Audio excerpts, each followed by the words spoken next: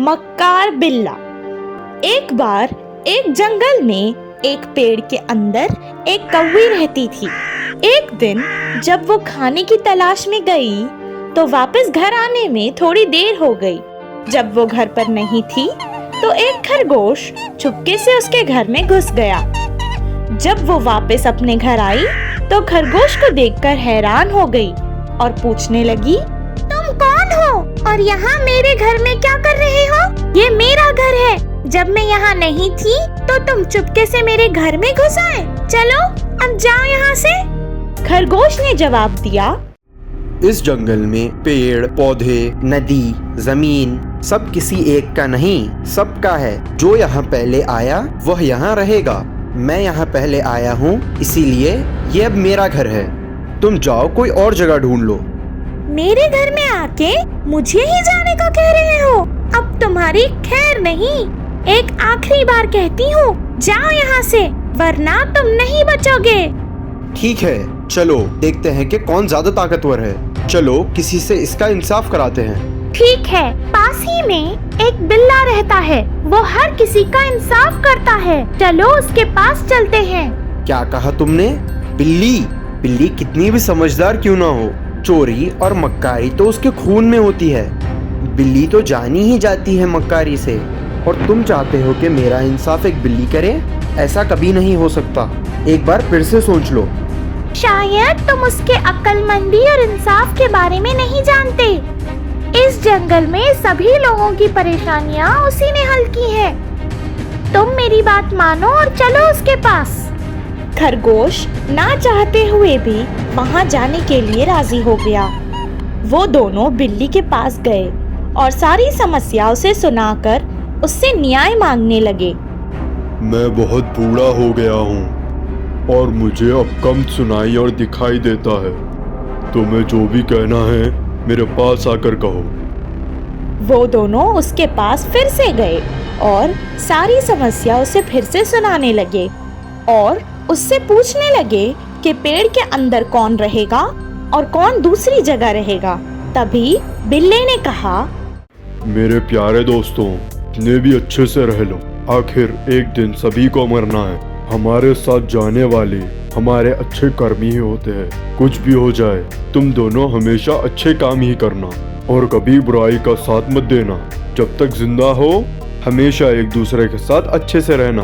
और इतना कह के वो धीरे धीरे उनके पास आने लगा और एक ही झपटे में उन दोनों को अपने पंजे से पकड़ लिया और इनका शिकार कर लिया। इस कहानी से हमें ये शिक्षा मिलती है कि मक्कार लोगों को कभी भी अधिकार नहीं देना चाहिए। दोस्ती एक उपहार। एक बड़े से जंगल का महाराज शेर परिपालन करते थे। उस जंगल के राजा शेर का लोमड़ी और कौवा मंत्री थे। एक दिन कौवा उड़ते हुए आकर बोला, महाराज जी, मैंने जंगल से दूर एक रेगिस्तान में ऊंटों को देखा था। अगर हम उनमें से एक को भी पकड़ लेंगे ना तो हमें हफ्तों भर में भोजन कम नहीं पड़ेगा, बोला कौवा। ऊंट के नाम को सुनते ही शेर और लोमड़ी के मुंह में पानी आ गए। अरे वाह, ऊंट का मांस! मेरे मुंह में तो अभी से ही पानी आ रहे हैं। फिर चलो ना, देर किस बात की? बोलते हुए शेर जल्दबाजी करने लगा। शेर, लोमड़ी और कौवा जंगल से रेगिस्तान के लिए चल पड़े। पर रेगिस्तान में पैर रखते ही उधर की गर्मी से शेर और लोमड़ी के पैर जलकर चीखने लगे। अरे रे, पैर बहुत जल रहे हैं। ये कौन सा रेगिस्तान है? अपना जंगल ही अच्छा था। हम ऊंट के मांस खाने के बाद फिर से गए तो हमारा मांस पता नहीं कौन सा कौवा खाएगा।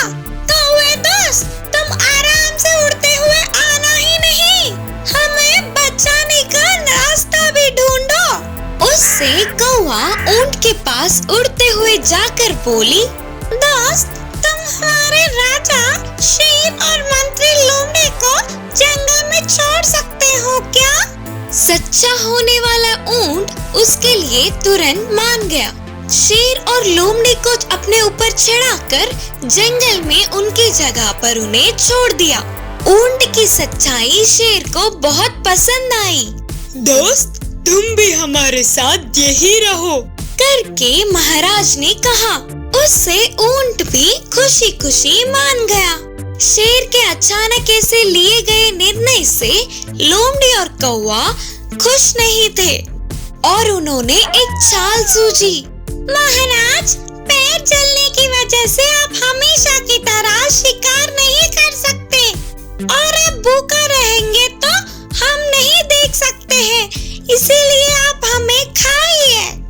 फिर कौवे ने भी कहा, पहले मुझे खाइए महाराज। वह सब सुनने वाला सच्चा ऊंट, उन्हें छोड़ दो महाराज, मुझे मारोगे तो आप तीनों के लिए हफ्ते भर का भोजन मैं बन सकता हूँ। बोलते हुए ऊंट आगे आया। उन बातों को सुनते ही लोमड़ी और कौवा उनकी चाल सफल हुई सोचकर अंदर ही अंदर बहुत खुश हो रहे थे। लोमड़ी और कौवा इसी बात के लिए ऐसे नाटक कर रहे हैं करके शेर भी समझ गया। ठीक है, तुम लोगों के मुताबिक तीनों को खाऊंगा। पहले छोटे जानवरों से शुरू करेंगे। चल कौवे, पहले तू आजा। इस बात से कौवा वहाँ से फुर्र हो गया और लोमड़ी भी वहाँ से भाग गई। ऊंट और शेर तब से अच्छे दोस्त बन गए। लोमड़ी का ढोंग और होशियार बंदर की कहानी। एक जंगल में एक ढोंगी लोमड़ी थी। वह छोटे छोटे जानवरों को देखते ही उन्हें मार के खा जाती थी। इससे जंगल के जानवर आहार के लिए बाहर आने के लिए डरने लगे। कब कहां से आके ऊपर पड़ जाए करके कांप रहे थे। उसी जंगल में एक बंदर था। वह बंदर बहुत ही शैतान और होशियार था। सबको धोखा देने वाली उस लोमड़ी को किसी भी तरह एक अच्छी पाठ पढ़ाकर जंगल के जानवरों को उससे बचाने का ठान लिया। ऐसे एक दिन बंदर लोमड़ी के पास जाकर बोला, लोमड़ी मामू, क्या तूने कभी घोड़े का मांस खाया है? उसके उतना स्वादिष्ट कुछ नहीं होता रे मामू। पता है, ऐसे जंगल के सभी जानवर गपशप कर रहे थे। उन बातों को सुनते ही लोमड़ी के मुंह में पानी आ गए और बोली, हाँ सही है रे, मैंने भी सुना था, लेकिन घोड़े को पकड़ना उतना आसान नहीं है ना। तब बंदर ने मुस्कुराते हुए कहा, इसके लिए मेरे पास एक बढ़िया सा सुझाव है ना रे मामू। तो जाकर तेरे पूंछ को उसके पूंछ से जोर से एक खाट बांध दे, फिर उसके पैर के हिस्सों को जोर से पकड़ ले। तब तेरी पूंछ भी उसके साथ ही होगी ना, तो तू भी उसके साथ ही आगे जाएगा। तब वो तुझसे बच नहीं पाएगा ना, तब तो खुशी से उसे मारकर खा सकेगा। लोमड़ी को ये सुझाव बहुत अच्छा लगा, इसीलिए उसने मानते हुए सिर हिलाया। अरे मामा सुन तो, उस बरगद के पेड़ के नीचे ही घोड़ा सोया है। चुपके से जाकर उसके जागने से पहले बिना किसी आवाज के जैसे मैंने कहा था वैसे करता जा। लोमड़ी ठीक है बोलकर दबे पांव चल के जाकर उसके और घोड़े के पूंछ को बांध लिया। फिर अचानक घोड़े के पैर के हिस्से पर काटा तो बस वह घोड़ा दर्द से जाग उठा और झटके देते हुए आगे बढ़ने लगा। उसके रफ्तार से लोमड़ी फिसल गई। फिर घोड़ा बिना रुके उसे पत्थरों पे घसीटता हुआ तेजी से भागने लगा। इससे उस लोमड़ी को बहुत चोट लगी और इस तरह जंगल को उससे पीछा छुटा। पूरी बात जानने वाले सभी छोटे जानवरों ने बंदर को शाबाशी दी।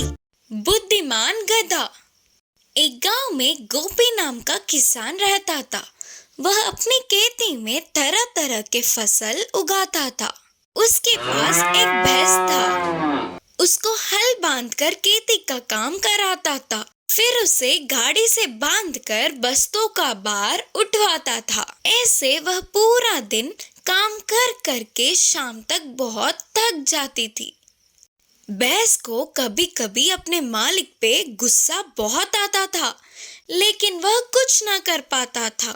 फिर कुछ दिनों के बाद गोपी एक गधे को खरीद लाया। भैंस के पास ही उसे बांधे रखने पर उससे परिचय बढ़ाकर गधा उधर की कब्रें जाना चाहती थी। ऐसे धीमे धीमे उससे बातें बढ़ाने लगी। मालिक तुम्हारा अच्छे से ध्यान रख रहा है ना? करके गधे ने भैंस से पूछा। भैंस ने गधे को अपनी सारी कष्टों का वर्णन किया। पूरी बात सुनकर गधे ने कहा, माना तुम्हें अपना काम कम होने के लिए एक उपाय दूंगा, सुनोगी क्या? इसी बात की इंतजार में रहने वाला भैंस जल्दी से उपाय बताने को कहा। तुम ना घास चरना पानी पीना छोड़ के बीमार होने का नाटक करो, तब हमारे मालिक तुमसे कोई भी काम नहीं करा पाएंगे। बोलकर गधे ने सलाह दिया। उसके अगले दिन से ही भैंस ने ना ही कुछ खाया पिया, वह अपनी जगह से उठा तक नहीं। ऐसे ही बीमार होने का नाटक किया। तो किसान को उसे देख तरस आ रहा था, तो उसे वही छोड़ के खेत चला गया। जैसे गधे ने कहा बिल्कुल वैसे ही होने पर भैंस को बहुत खुशी हुई। अब ना कुछ कर पाते हुए गोपी ने बीमार भैंस को छोड़ के सेहतमंद गधे को खेत में ले गया। उससे ही भैंस के सारे काम करवाया। ऐसे कुछ दिन बीत गए। ऐसे हर रोज काम कर करके थक कर शाम तक गधा ठीक से खड़ी भी नहीं हो पाती थी। वही भैंस बहुत खुशी से बिंदास रहती थी। भैंस को ऐसे देख दुखी होकर गधे ने कहा, अरे गलती कर दी मैंने, मदद करना चाहा तो वो पूरा काम मुझ पर ही पड़ा। ऐसे नहीं चलेगा, कुछ तो सोचना पड़ेगा। करके वो पूरी रात सोचकर एक निर्णय पर पहुंची। अगले दिन भैंस से मिलकर बोली, तुम्हें देख के मुझे बहुत दुख हो रहा है दोस्त, क्योंकि तुम अब किसी काम की नहीं करके तुम्हें पालना बेकार है। सोचकर तुम्हें पशुओं के आश्रम में भेजेंगे करके हमारे मालिक को मैंने किसी से बात करते हुए सुना। तब भैंस डर के अपने नाटक का अंत करने की सोचकर अगले दिन हमेशा की तरह घास चर के खुशी से इधर उधर घूमने लगी। भैंस हमेशा की तरह सेहतमंद दिखने पर किसान उसे खेत ले गया। इससे अपना काम कम होने वाले गधे ने चैन की सांस ली। इस कहानी की नीति है कि कभी कभी हमारे दिए हुए सलाह हमारे लिए ही मुसीबत बन जाते हैं।